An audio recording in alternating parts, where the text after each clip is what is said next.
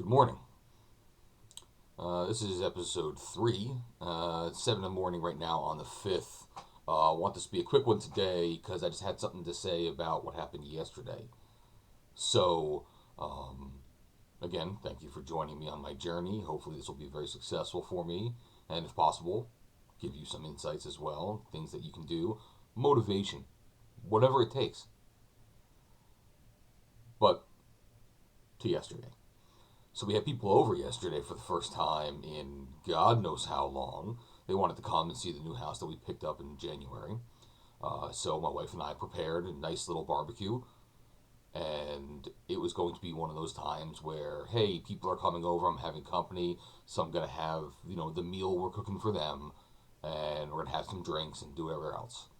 So things I've been starting since the first, we're going to kind of be thrown into a little bit of confusion already. So it's only 4 days, and I have a little backsliding that's happening already.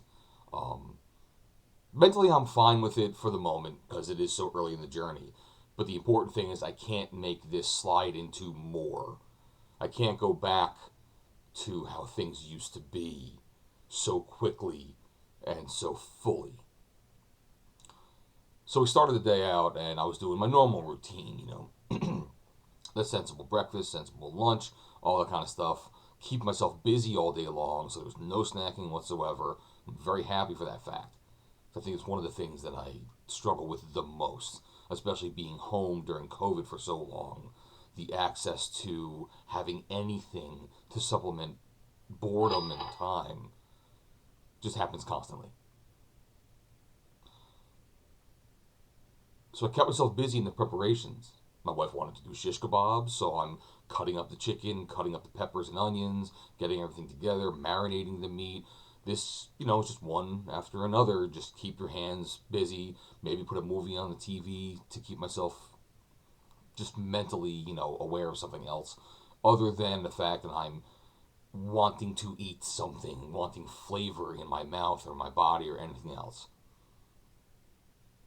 She also came home with some fresh corn at a farm nearby. We actually buy from a lot of the local farms.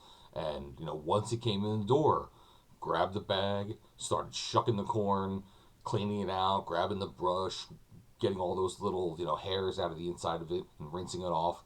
Again, things we needed to do anyway, so it's great to help out in the family. But keeping myself busy. And even though I'm working with food, it's not the kind of thing like you can go like, oh, one for me and one for the pot.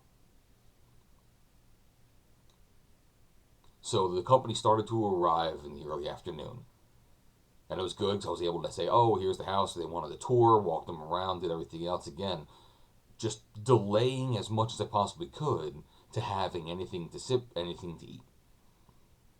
But then after a while, after you said hello to everybody, had your greetings, how you doings, you get to the point where there's nothing else to really distract you immediately. And everyone else has a wine or a beer or what have you. So now I'll go out and grab my first Jameson. Fill that sucker up, take a couple sips, do some cheers, clink glasses, and you're good and ready to go. From a pessimistic point of view, this starts the decline of the night. But I didn't feel like it wasn't that way in my mind exactly. So we start doing that. I had actually made potato skins for everyone. People actually like when I do this. It comes out very good in the oven. I got a fantastic recipe for it. But the preparation takes a long time, and it was keeping me busy, but now it's done. And now there's a plate of potato skins out there. So you have your first one, and obviously it tastes delicious. And you have another one. And then as you're talking, you're taking your sips. Oh my God, now we're empty. Fill it up again. Move on with the night. And that when we were doing the barbecue. Wife had the shish kebabs she made. I was making the cheeseburgers. We had corn. We had beans. But you have your meal, and as you're talking, you're eating. It's like a big Italian family sitting around together. You're constantly reaching over and picking, and you're having your things. And the company leaves. We had a great time. Great to see them, especially having not had seen people around for so long due to the COVID. And it was good because we were all vaccinated to begin with. So, but as a precaution, we actually still had the kids go to the in-laws, so they spent the night there. So there's no extra possibility of them catching anything. But everyone leaves. We clean up, do the dishes, set everything straight, get everything from outside, maybe, brush up the floor a little bit, and then you finally sit down for the night just to get ready for things to just wash over you, like the television, and you sit down, you relax. And then after a while, it's like, I did eat, but now I'm kind of like in this binge mode. And I grabbed a bowl of ice cream. I'm trying to tell myself, you're doing your one day. This is like your cheat day. I hear a lot about cheat days, and that's actually the reason why I wanted to talk to you today. Um, but had the ice cream, sat down, and let the day end. But now it's Sunday. People aren't coming over today. It's time to get back on track and say, this was just a one time occurrence for now. Move forward and be smart about it. Many, many moons ago, I used to work with a woman who was trying to be a bodybuilder. And apparently, she was very successful in it.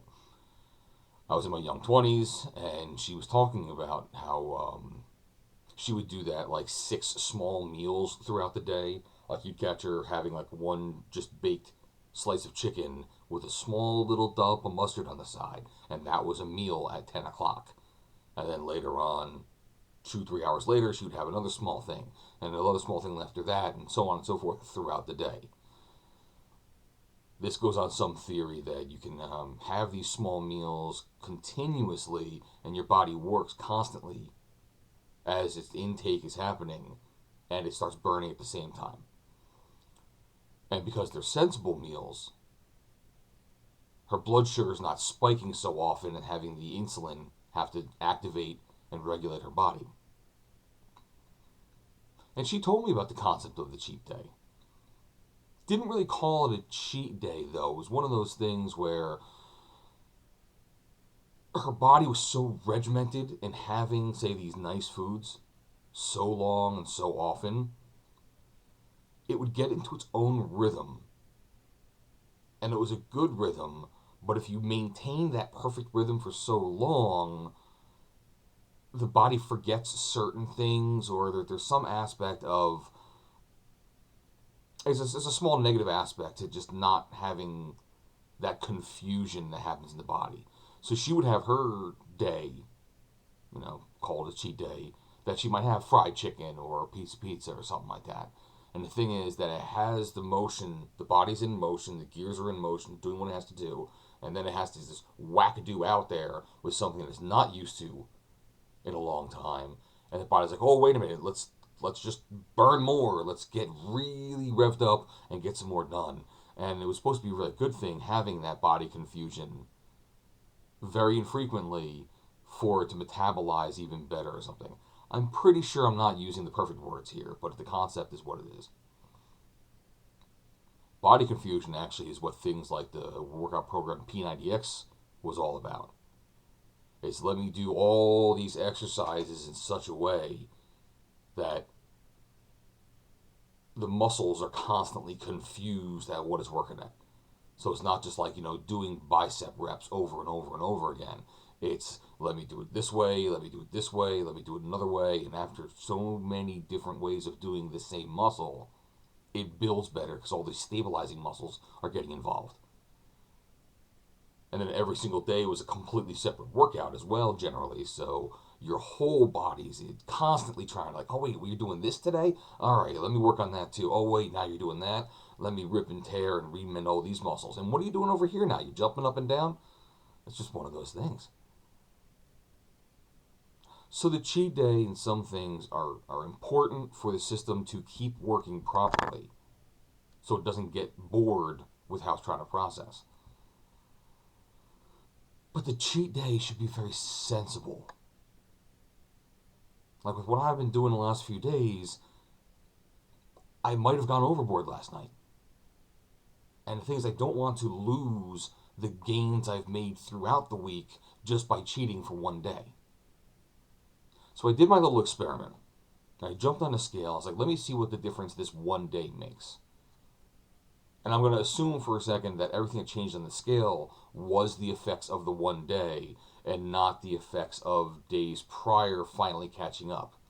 There's a theory that what you do now doesn't exactly hit you tomorrow. It takes a couple days to actually metabolize and become whatever it's going to become.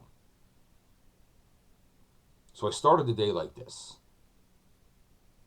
And again, I apologize for the low tech here. I'm going to work on it someday. But 275.5 was my wake up weight. I wanted to say, okay, now that's down from the day before, so I'm very happy. But is it going to stay down? I doubted it, but I wanted to see how it was bad. So I woke up this morning, jumped on the scale. Now I'm on 277.3. So my one day to another day on a scale was almost a 2 pound gain. It's like 1.8. I don't want to see a 2 pound gain in one day for one cheat. Now, I'm still down a little over 4 from day one. But now I'm 2 more up, so I would have been down 6 already. Well, I've got to work on it. Now I have to work a little bit harder. I got to regain what I've lost and continue this journey down. But I think my little experiment might have told me, hey, you know something? Maybe you should have regulated stuff a little bit better for your gains. Now, there's another way to think about this too, I believe, which is you can't deprive yourself of having your pleasure all the time. You got to be able to just let loose for a day and still be human, have your fun, have your food, have your what you got to do. It's just you can't constantly be on target all the time, which is true. If there's things that you like, you should be able to enjoy them and do them. And we talked last time about in moderation. Moderation is very important. However, I got my labs back last week, which is the whole reason why I'm trying to do what I'm doing. And the labs are saying triglycerides way up there, blood sugar not a good place, pre-diabetic. That the cholesterol level 3 times the average, the national average of having risk for a heart attack. So I've already had my fun. I've already took the pleasures in the thing I should take pleasures in. Now I have to buckle down and get to the end result that I require. And a lot of that end result will take a lot of this body just disappearing and going wherever fat goes when it goes to die. Which I guess has become energy. But so I can understand and appreciate cheat days and that kind of stuff. It was too early in my process to have a cheat day, in my thoughts. And I have to make sure that if I do one of these things, it is few and far between. And like anything else, I do it in moderation. That's all I have for today. So thank you for listening. Thank you for being my accountability. And I'll speak to you soon. Bye-bye.